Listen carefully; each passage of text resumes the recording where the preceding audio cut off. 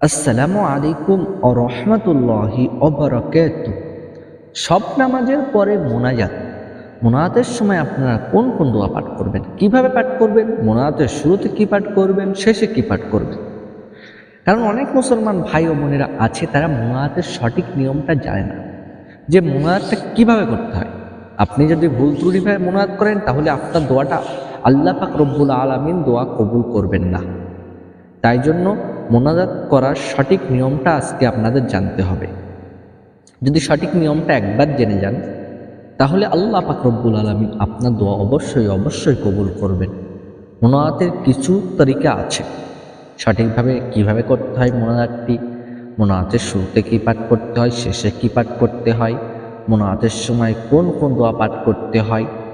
মোনাজাতের সঠিক নিয়মটা আগে আপনাদেরকে জানতে হবে, তারপরে জানতে হবে মোনাজাতের সময় কীভাবে মোনাজাত করতে হয়, মোনাজাতের শুরুতে কি পড়তে হয়, শেষে কি পড়তে হয়, মোনাজাতের সময় কোন কোন দোয়া পাঠ করতে হয়, মোনাজাতের সময় কোন ভুলটি করলে মহান আল্লাহ তাআলা রব্বুল আলামিন আপনার প্রতি রাগান্বিত হয়ে যাবেন এবং আপনার দোয়াটা কবুল করবেন না। মোনাজাত করার সঠিক নিয়মটা আগে জান, যে মোনাজাত করতে গেলে আমাদের সর্বপ্রথম কি করতে হবে।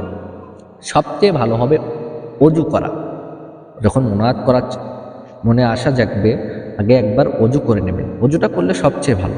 অজু না করেও আল্লাহর কাছে মোনাজাত করতে পারবেন, কিন্তু অজুটা পাক পবিত্র হয়ে, অজুটা করলে পাক পবিত্র হয়ে যাবেন। তারপরে আল্লাহর কাছে মোনাজাত করলে সেই মোনাজাতটা গ্রহণযোগ্য বেশি হবে। তারপরে একটি পরিষ্কার পোশাক পরবেন, তারপরে কিবলামুখী হয়ে বসবেন, তারপরে আল্লাহর প্রশংসা করে নেবেন। তারপরে কি করবেন? দরুদ শরীফ পাঠ করবেন। মোনাজাতের শুরুতে একবার দরুদ শরীফ পাঠ করে নেবেন। তারপরে কি করবেন? নিজের প্রয়োজন ও দুর্বলতা বিনয়ের সাথে আল্লাহর কাছে হাত তুলে দোয়া করবেন। তার মানে যখন আপনি আল্লাহর কাছে দোয়া করবেন, তখন আপনারা কি করবেন?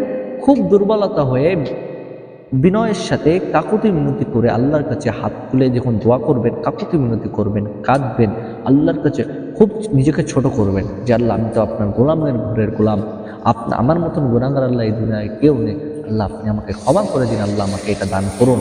এবং মোনাজাত শেষে আমিন বলবেন। তাহলে মোনাজাতের সঠিক নিয়মটাকে জানিয়ে দিলাম যে মোনাজাতের শুরুতে একবার দরুদ শরীফ পাঠ করতে হবে, এবং মোনাজাতটা যখন শেষ করবে তখন আবার একবার দরুদ শরীফ পড়তে হবে, এবং মোনাজাতের আগে অজু করা এটা অবশ্যই জরুরি।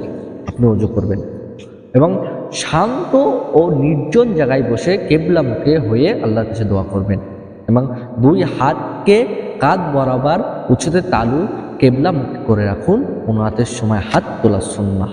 এবং আল্লাহর প্রশংসা করবেন। মোনাজাতের শুরুতে আল্লাহর প্রশংসা করবেন ও নবী করিম সাল্লাল্লাহু আলাইহি ওয়াসাল্লামের উপর একবার দরুদ শরীফ পাঠ করবেন, এবং মোনাজাতের সময় আল্লাহর কাছে বিনয়ের সাথে কেঁদে দৃঢ় বিশ্বাসের সাথে আল্লাহর কাছে দোয়া করবেন। নিজের দুর্বলতা, প্রয়োজন, আকুলতা আল্লাহর কাছে নিজের ভাষায় বক্তব্য করুন, নিজের ভাষায় আল্লাহর কাছে চান, আপনার ভাষায় আল্লাহর কাছে দোয়া করুন, এবং আল্লাহ পাকের কাছে খুব বিনয়ের সাথে দোয়া করবেন, এবং তাড়াহুড়ো করবেন না। তাড়াহুড়ো করলে কি হয়? আল্লাহ পাক রব্বুল আলামিন আপনার মোনাজাতটা ফিরিয়ে দেন, কবুল করেন না। তাই জন্য মোনাজাত করার সময় আপনারা এই ভুলগুলো করবেন না। অনেক মুসলমান ভাই ও বোনেরা আছে, তারা কি করে? যখন তারা মোনাজাত করে, মোনাজাতের সময় অনেক ভুল ত্রুটি করে ফেলে, তাড়াহুড়ো করে ফেলে। মোনাজাতের শুরুতে দরুদ শরীফ পাঠ করে না, শেষে পাঠ করে না, এবং মোনাজাতের সঠিক নিয়মটা তারা তো জানে না যে কীভাবে মোনাজাত করতে হয়। অবশ্যই আপনাদের আমি জানিয়ে দিলাম মোনাজাতের সঠিক নিয়মটা কি। এবারে আমরা জানবো মোনাজাতের সময় কোন কোন দোয়া পাঠ করতে হয়। তার মধ্যে সর্বোত্তম যে দোয়াটি পাঠ করবেন সেই দোয়াটি হলো রব্বানা আতিনা ফিদ দুনিয়া হাসানাতাও ওয়া ফিল আখিরাতি হাসানাহ ওয়া কিনা আযাবান নার। এই যে দোয়াটি পাঠ করলাম, এটা সর্বশ্রেষ্ঠ সর্বোত্তম দোয়া। দ্বিতীয় নম্বর যে দোয়াটি পাঠ করবেন সেই দোয়াটি হলো লা ইলাহা ইল্লা আনতা সুবহানাকা ইন্নী কুনতু মিনাজ জালিমিন। তৃতীয় নম্বর যে দোয়াটি পাঠ করবেন সেই দোয়াটি হলো লা হাওলা ওয়ালা কুওয়াতা ইল্লা বিল্লাহিল আলিয়্যিল আযীম। চতুর্থ নম্বর যে দোয়াটি পাঠ করবেন সেই দোয়াটি হলো আস্তাগফিরুল্লাহাল্লাযী লা ইলাহা ইল্লা হুয়াল হাইয়ুল কাইয়্যুম ওয়া আতুবু ইলাইহি। আমি যে দোয়াগুলো পাঠ করলাম এটা আপনারা অবশ্যই মোনাজাতের সময় আল্লাহর কাছে পাঠ করবেন। আগে মোনাজাতের সঠিক নিয়মটা আমি আপনাদেরকে জানিয়ে দিলাম যে কিভাবে মোনাজাত করতে হয়। মোনাজাতের শুরুতে এবং শেষে অবশ্যই একবার দুরূদ শরীফ পাঠ করবেন, না হলে কি হবে, আল্লাহ পাক রব্বুল আলামিন আপনার মোনাজাতটাকে ফিরিয়ে দেবেন, কবুল করবেন না। সকলে সাবধান, মোনাজাতের সময় যদি আপনারা শুরুতে এবং শেষে যদি একবার দুরূদ শরীফ পাঠ না করেন তাহলে আল্লাহ পাক রব্বুল আলামিন আপনাদের মোনাজাতটাকে ফিরিয়ে দেবেন, কবুল করবেন না। তাই জন্য আপনারা যখন মোনাজাত করবেন মোনাজাতের সময় অবশ্যই প্রথমে এবং শেষে একবার দুরূদ শরীফ পাঠ করে নেবেন এবং আল্লাহর শুকরিয়া আদায় করে নেবেন।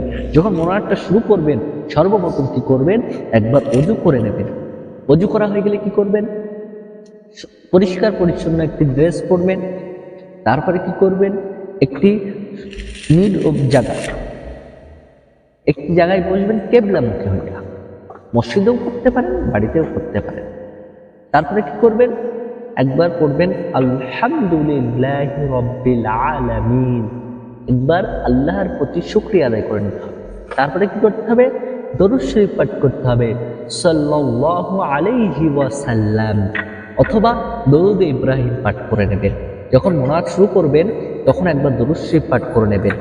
অবশ্যই বাধ্যতামূলক দরুদ শরীফ পাঠ করতে হবে এবং তারপরে আল্লাহর কাছে কিছু আরবিতে দোয়া পাঠ করবেন। তারপরে আপনি বাংলায় আল্লাহর কাছে কাকুতি মিনতি করে দোয়া করবেন এবং তাড়াহুড়ো করবেন না, ধীরে স্থিরভাবে মনে বিশ্বাসের সাথে, দৃঢ় বিশ্বাসের সাথে আল্লাহর কাছে দোয়া করবেন। তারপরে দোয়া করা হয়ে গেলে তখন যখন দোয়াটা শেষ করবেন তখন পড়বেন আল্লাহু আকবার, আমিন বলে নেবেন। তারপরে দরুদ শরীফ পাঠ করবেন, তারপরে দোয়াটা শেষ করবেন। তারপরে আল্লাহর কাছে অবশ্যই আপনার দোয়াটা আল্লাহর কাছে গ্রহণযোগ্য হবে, কবুল হবে। আর নবী করিম সাল্লাল্লাহু আলাইহি ওয়াসাল্লাম তিনি হাদিস শরীফে জানিয়েছেন, ওই ব্যক্তির দোয়া আল্লাহ পাক রব্বুল আলামিন কবুল করেন না যে ব্যক্তি মুনাজাতের সময় তাড়াহুড়ো করে মুনাজাত করে। যে ব্যক্তি তাড়াহুড়ো করে মুনাজাত করে সেই ব্যক্তির দোয়া আল্লাহ পাক রব্বুল আলামিন গ্রহণ করেন না, কবুল করেন না, ফিরিয়ে দেন। তাই জন্য আপনারা যেসব ব্যক্তি, মা ও বোনেরা, ভাইয়েরা, আপনারা যারা দোয়া করেন, দোয়ার সময় তাড়াহুড়ো করেন, আজ থেকেই পরিহার করুন। ধীরে স্থিরভাবে আল্লাহর কাছে সঠিক নিয়মে দোয়া করুন, আপনার দোয়া আল্লাহর কাছে কবুল হবে, গ্রহণযোগ্য হবে ইনশাআল্লাহ। ভিডিওটা এখানে শেষ করছি। ভালো লাগলে অবশ্যই চ্যানেলটিকে সাবস্ক্রাইব করবেন। আসসালামু আলাইকুম।